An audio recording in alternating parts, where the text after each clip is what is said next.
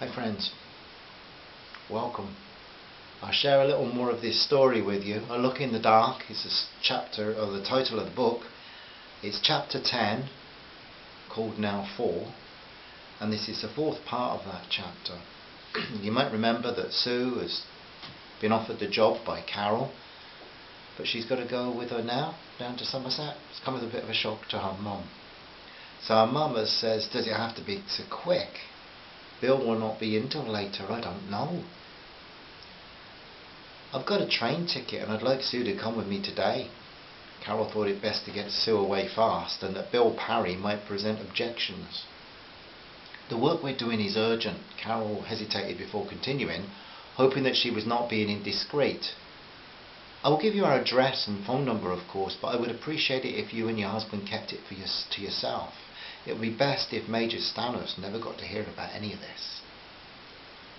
I don't know what your daddy's going to say.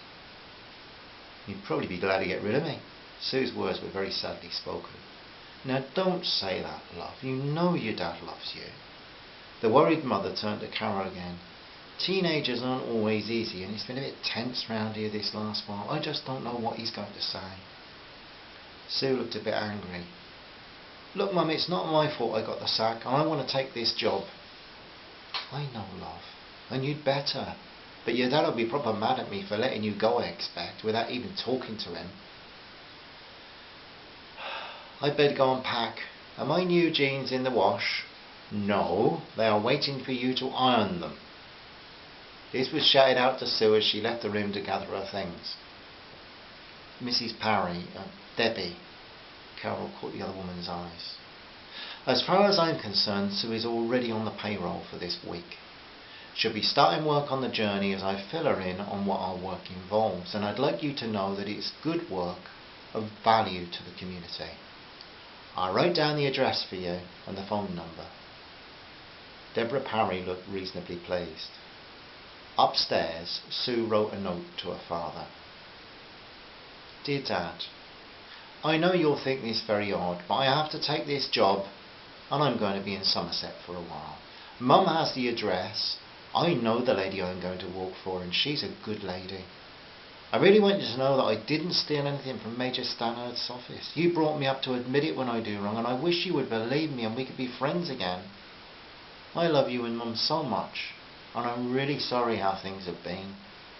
Maybe one day I can make you proud to have me again. I wonder how many people in history were hung for things they didn't do. 100 years ago, I might have been one of them. I'll ring you at the weekend. Please remember I love you. I just don't understand why you don't believe me, that's all. Love, Sue. Don't dare blame Mum. I insisted on going. And she put 2 kisses at the end. She put the note in an envelope, sealed it and carried it into a case downstairs, and Mum took the letter from her, and the two of them had awkward conversation with Carol while they waited for a taxi.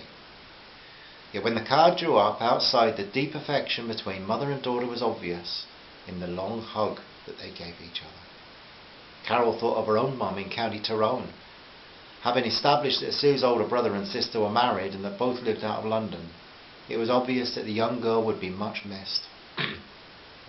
This was not an easy time for either of the Parry women, but it was a new start for Sue, and that was exactly what Carol wanted her to get. Also, Carol was enjoying the irony of this girl so badly treated by the Major, now becoming an instrument in his downfall. The very girl who worked in his office, now working against him in theirs.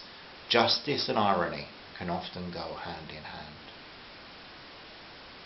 Glad to see the sunshine at last, Danny Green was staring out of his study window trying to decide which of the rarer goals he should include in the article he was compiling. He had all the commoner goals sorted out and was going to include kittiwakes, feeling certain that the way that they called their own name would appeal to young folk that he was seeking to reach. He also realised that trying to help young humans identify young goals was a challenge, and if he was honest with himself, he still struggled with that sometimes. And then there were the turns. He would have to finish the article by promising that the next one would show the young ones how to sort out the turns, and to understand that they're not goals at all.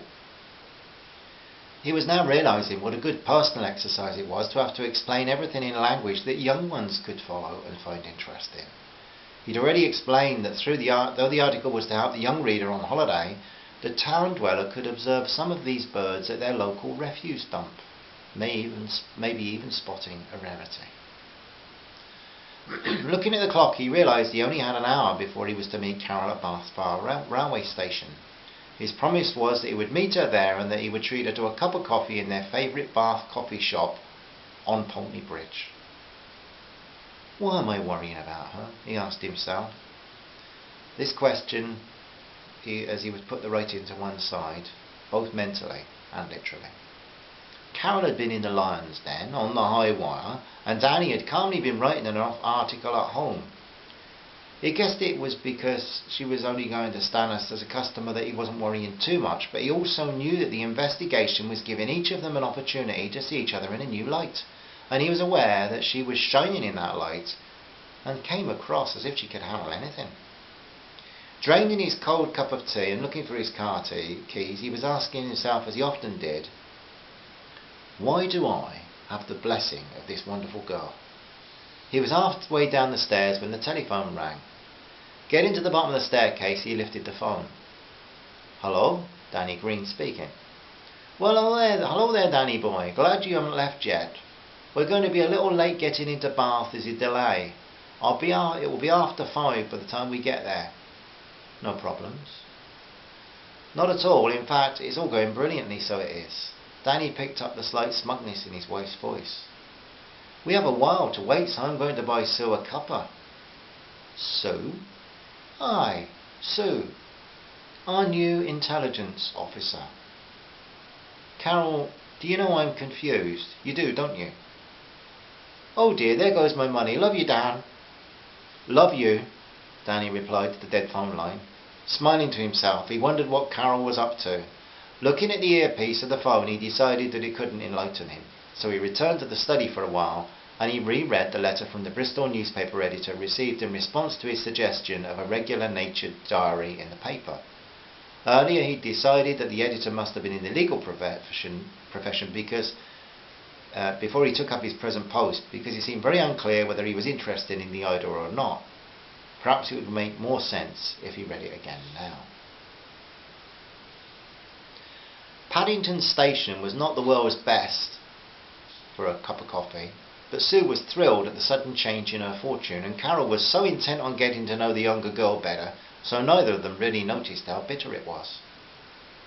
So what are you interested in then, Sue? What makes you happy? I really like art, painting that is. Oh, and I love music and dancing.